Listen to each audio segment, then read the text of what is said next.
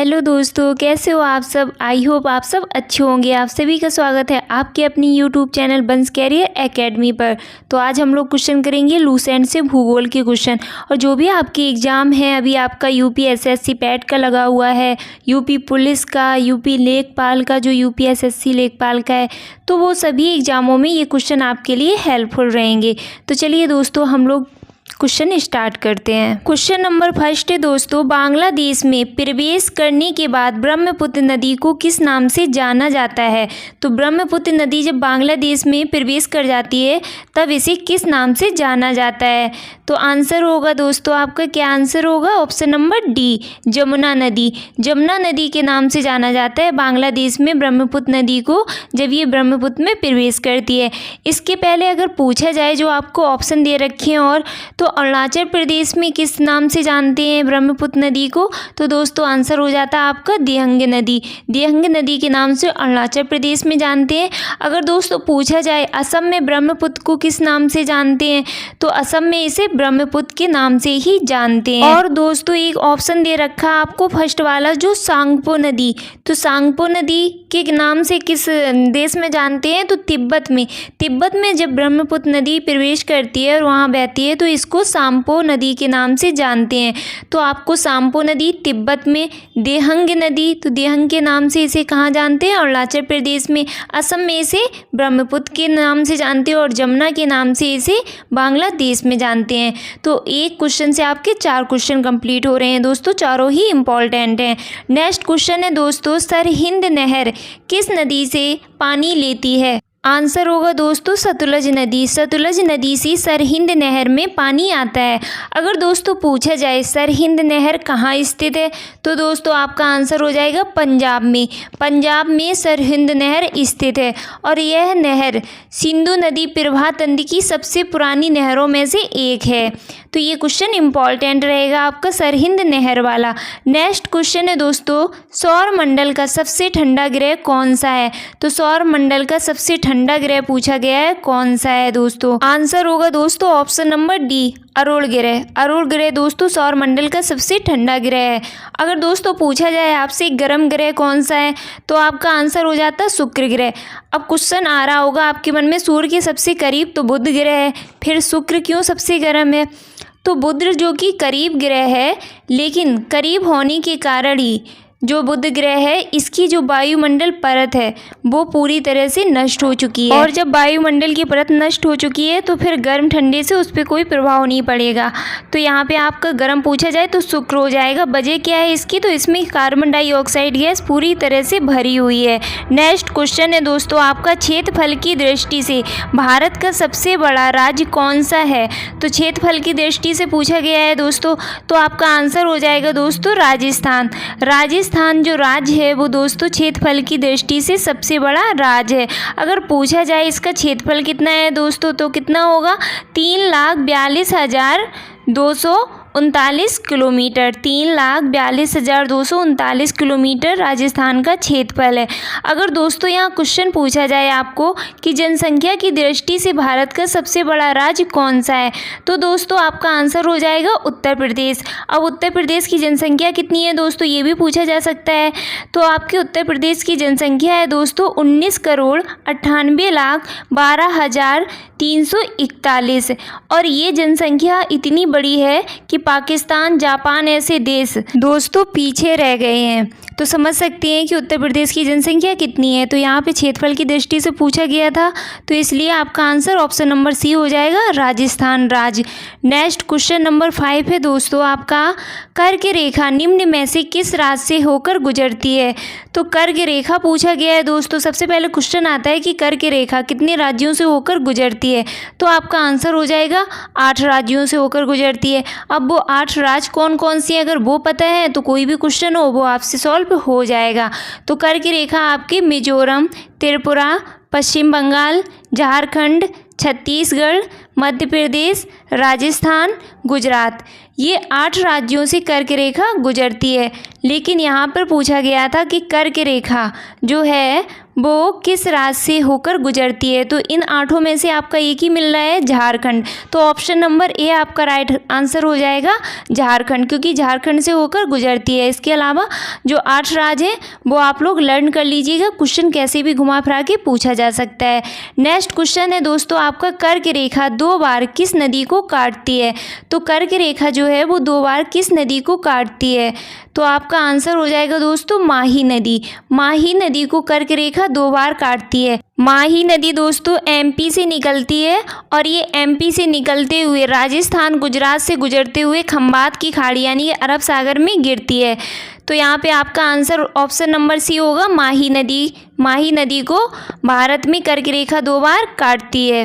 Next question है दोस्तों आपका, कौन सी पर्वत श्रेणी भारत में सबसे पुरानी है? तो कौन सी पर्वत श्रेणी भारत में सबसे पुरानी है दोस्तों?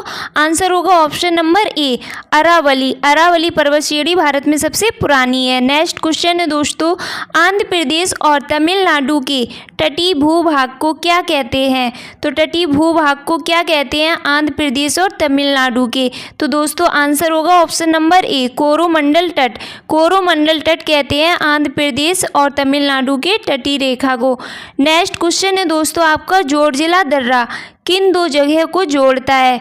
तो जोड़जिला दर्रा किन जगह को जोड़ता है दोस्तों? तो आंसर होगा ऑप्शन नंबर सी, श्रीनगर और लेह। श्रीनगर को लेह से जोड़ता है ये दर्रा। अगर पूछा जाए दोस्तों ये दर्रा है कहाँ, तो ये जो जोड़जिला दर्रा है दोस्तों ये हिमालय का एक प्रमुख दर्रा है जो कि श्रीनगर और लेह को जोड़ता है। और जोड़जिला दर्रा जो कि जम्मू और कश्मीर में जास्कर श्रेणी में स्थित है। तो ये इंपॉर्टेंट क्वेश्चन है दोस्तों। नेक्स्ट क्वेश्चन है दोस्तों, अंडमान निकोबार की सबसे ऊंची चोटी कौन सी है? आंसर होगा दोस्तों सैंडल चोटी। सैंडल चोटी जो है वो अंडमान निकोबार की सबसे ऊंची चोटी है दोस्तों। नेक्स्ट क्वेश्चन है दोस्तों, कर्नाटक राज्य में स्थित जोग प्रपात किस नदी पर स्थित है? आंसर होगा दोस्तों ऑप्शन नंबर सी, शरावती नदी पर। शरावती नदी पर जोग प्रपात स्थित है। नेक्स्ट क्वेश्चन है दोस्तों, तारों का रंग सूचक है। तो तारों का रंग किसका सूचक है दोस्तों? आंसर होगा ऑप्शन नंबर सी, ताप का। ताप का सूचक है, टेम्परेचर का सूचक है तारों का रंग। नेक्स्ट क्वेश्चन है दोस्तों, 23.5 उत्तरी अक्षांश किस रेखा को कहते हैं? तो 23.5 उत्तरी अक्षांश किस रेखा को कहते हैं? आंसर होगा दोस्तों कर्क रेखा। Option number B right answer हो जाएगा दोस्तों, कर्क रेखा को 23.5 उत्तरी अक्षांश रेखा कहते हैं। नेक्स्ट क्वेश्चन है दोस्तों, किस देश के साथ भारत की सबसे लंबी अंतर्राष्ट्रीय सीमा लगती है? तो आंसर होगा दोस्तों बांग्लादेश के साथ। बांग्लादेश के साथ दोस्तों भारत की सबसे लंबी अंतर्राष्ट्रीय सीमा लगती है। अगर दोस्तों इसकी लंबाई पूछी जाए तो 4096 किलोमीटर। नेक्स्ट क्वेश्चन है दोस्तों, भारत का एकमात्र सक्रिय ज्वालामुखी बैरन द्वीप कहाँ स्थित है? तो आंसर होगा दोस्तों ऑप्शन नंबर ए, अंडमान निकोबार में। अंडमान निकोबार में भारत का एकमात्र सक्रिय ज्वालामुखी है जो आपका बैरन द्वीप है। और ज्वालामुखी पे अभी हमने आपको 2 दिन पहले ही वीडियो कंप्लीट कराया था, जिसमें देखना आप लोग सारे क्वेश्चन मिल जाएंगे। नेक्स्ट क्वेश्चन है दोस्तों, कौन सा दर्रा सतलज नदी पर है? तो कौन सा दर्रा दोस्तों सतलज नदी पर है? तो आंसर होगा दोस्तों सिपकिला दर्रा। सिपकिला दर्रा सतलज नदी पर है। वजह क्या है? तो सतलज जो नदी है दोस्तों वो भारत में सिपकिला दर्रा से ही प्रवेश करती है सर्वप्रथम। और दोस्तों पूछा जाए सिपकिला दर्रा किस राज्य में स्थित है? तो आंसर हो जाएगा आपका हिमाचल प्रदेश में। नेक्स्ट क्वेश्चन है दोस्तों, प्रायद्वीपीय भारत की सबसे लंबी नदी कौन सी है? तो प्रायद्वीपीय भारत की सबसे लंबी नदी कौन सी है? आंसर होगा दोस्तों ऑप्शन नंबर सी, गोदावरी नदी। गोदावरी नदी दोस्तों प्रायद्वीपीय भारत की सबसे लंबी नदी है। नेक्स्ट क्वेश्चन है दोस्तों,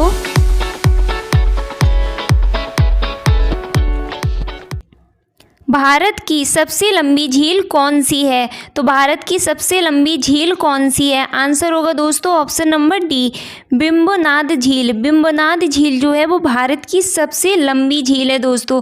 और अगर पूछा जाए ये कहाँ स्थित है तो ये केरल राज्य में स्थित है। तो ये केरल की सबसे बड़ी झील है और भारत की सबसे लंबी झील है। नेक्स्ट क्वेश्चन है दोस्तों, भारतीय मरुस्थल में बहने वाली महत्वपूर्ण नदी कौन सी है? तो आंसर होगा दोस्तों option number D, D Luni नदी। लूनी नदी एकमात्र ऐसी नदी है जो भारत के मरुस्थल में बहती है। नेक्स्ट क्वेश्चन है दोस्तों, इंदिरा गांधी नहर का उद्गम स्थल क्या है? तो इंदिरा गांधी नहर का उद्गम स्थल क्या है दोस्तों? आंसर होगा ऑप्शन नंबर ए, हरीके बैराज। हरीके बैराज इंदिरा गांधी नहर का उद्गम स्थल है।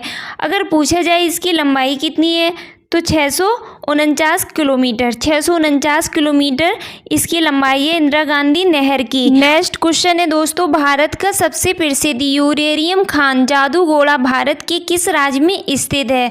आंसर होगा दोस्तों ऑप्शन नंबर बी, झारखंड राज्य में। झारखंड राज्य में, तो झारखंड के सिंहभूमि जिले में जादूगोड़ा गांव है जो उसमें ये स्थित है, जादूगोड़ा यूरेनियम की खान। नेक्स्ट क्वेश्चन है दोस्तों, तिब्बत में किस नदी को सांगपो कहा जाता है? अभी ऑप्शन के थ्रू क्वेश्चन नंबर फर्स्ट में ये आपको बताया था, तो आपका आंसर होगा ऑप्शन नंबर बी, ब्रह्मपुत्र नदी को तिब्बत में सांगपो कहा जाता है। अगर दोस्तों पूछा जाए आपसे कि ब्रह्मपुत्र नदी की लंबाई कितनी है तो आंसर होगा 2880 किलोमीटर। इसमें से 1625 किलोमीटर जो इलाका है वो तिब्बत के पठारों से ही ये नदी गुजरती है। और यहाँ पर इसे सिर्फ सांगपो ही नहीं, सांगपो के साथ इसे यारलुंग नदी भी कहा जाता है। दोस्तों ये दोनों क्वेश्चन इंपॉर्टेंट है। नेक्स्ट क्वेश्चन है दोस्तों आपका, सावर झील किस राज्य में स्थित है? तो सावर झील दोस्तों किस राज्य में स्थित है? आंसर होगा दोस्तों आपका ऑप्शन नंबर बी, राजस्थान राज्य में सावर झील स्थित है। नेक्स्ट क्वेश्चन है दोस्तों, भारत का सबसे लंबा राष्ट्रीय राजमार्ग कौन सा है? तो भारत का सबसे लंबा राष्ट्रीय राजमार्ग दोस्तों कौन सा है? तो आंसर होगा दोस्तों option number D, NH-44। NH-44 जो है दोस्तों वो सबसे लंबा राष्ट्रीय राजमार्ग है। अगर ये पूछा जाए कि ये कहाँ से कहाँ तक है तो ये उत्तर में श्रीनगर से दक्षिण में कन्याकुमारी तक स्थित है। नेक्स्ट क्वेश्चन है दोस्तों, पृथ्वी से आकाशगंगा को सबसे पहले किसने देखा था? तो पृथ्वी से आकाशगंगा को सर्वप्रथम किसने देखा था दोस्तों? आंसर होगा ऑप्शन नंबर बी, गैलीलियो ने। गैलीलियो ने सर्वप्रथम देखा था पृथ्वी से आकाशगंगा को।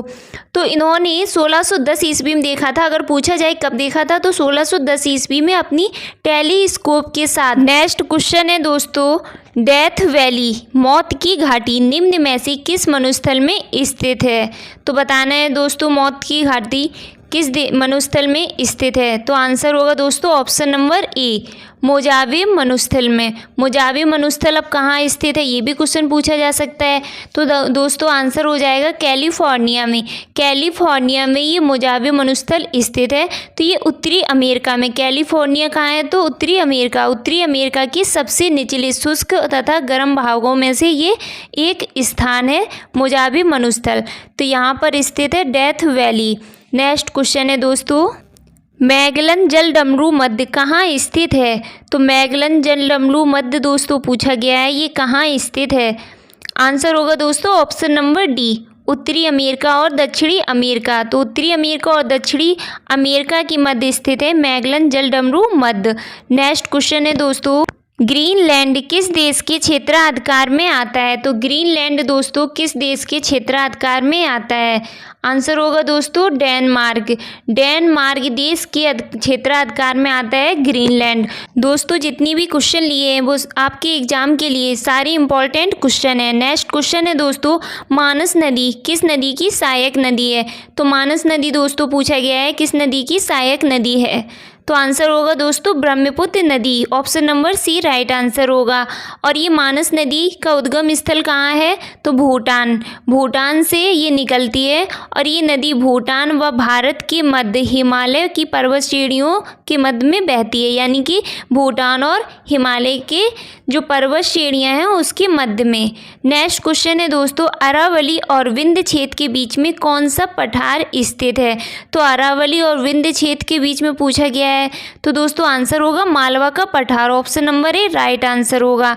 नेक्स्ट क्वेश्चन है दोस्तों, पैंगोंग झील कहाँ स्थित है? तो पैंगोंग झील दोस्तों कहाँ स्थित है? आंसर होगा ऑप्शन नंबर ए लद्दाख में। लद्दाख में पैंगोंग झील स्थित है। अब दोस्तों क्वेश्चन पूछा जा सकता है कि इस झील की लेंथ कितनी है, यानी कि लंबाई कितनी है? तो आंसर होगा दोस्तों 134 किलोमीटर। पैंगोंग झील की लंबाई 134 किलोमीटर है और ये स्थित कहाँ पे है? लद्दाख में। और ये इंपॉर्टेंट क्वेश्चन है, एनटीपीसी एग्जाम में पूछा गया था। नेक्स्ट क्वेश्चन है दोस्तों, किस बंदरगाह को बंटवारे का पुत्र कहा जाता है? तो किस बंदरगाह को बंटवारे का पुत्र कहा जाता है? आंसर होगा दोस्तों ऑप्शन नंबर सी, कांडला बंदरगाह को। कांडला बंदरगाह को बंटवारे का पुत्र कहा जाता है। अगर दोस्तों पूछा जाए कांडला बंदरगाह कहाँ स्थित है, तो आंसर हो जाएगा आपका गुजरात राज्य के कच्छ जिले में। गुजरात राज्य के कच्छ जिले में कांडला बंदरगाह स्थित है। नेक्स्ट क्वेश्चन है दोस्तों, कौन सी सुरंग इटली और फ्रांस को जोड़ती है? तो कौन सी वो सुरंग है दोस्तों जो इटली और फ्रांस को जोड़ती है? तो आंसर होगा दोस्तों ऑप्शन नंबर ए, माउंट ब्लॉक सुरंग। माउंट ब्लॉक सुरंग जो है दोस्तों वो इटली और फ्रांस को जोड़ती है आपस में। अगर दोस्तों पूछा जाए कि ये सुरंग कब खोली गई थी, तो आंसर होगा दोस्तों आपका 19 जुलाई 1965 ईस्वी में। और इसकी लंबाई कितनी है? तो 11.611 किलोमीटर इस सुरंग की लंबाई है। नेक्स्ट क्वेश्चन है दोस्तों, निम्न में से किस ज्वालामुखी को भूमध्य सागर का प्रकाश स्तंभ कहा जाता है? तो नेक्स्ट क्वेश्चन जो है दोस्तों वो पूछा गया है, किस ज्वालामुखी को भूमध्य सागर का प्रकाश स्तंभ कहा जाता है? तो आंसर होगा दोस्तों ऑप्शन नंबर ए, स्ट्रोम्बोली ज्वालामुखी। स्ट्रोम्बोली ज्वालामुखी एक सक्रिय ज्वालामुखी है। अगर दोस्तों पूछा जाए ये कहाँ स्थित है स्ट्रोम्बोली ज्वालामुखी, तो दोस्तों आंसर हो जाएगा इटली में।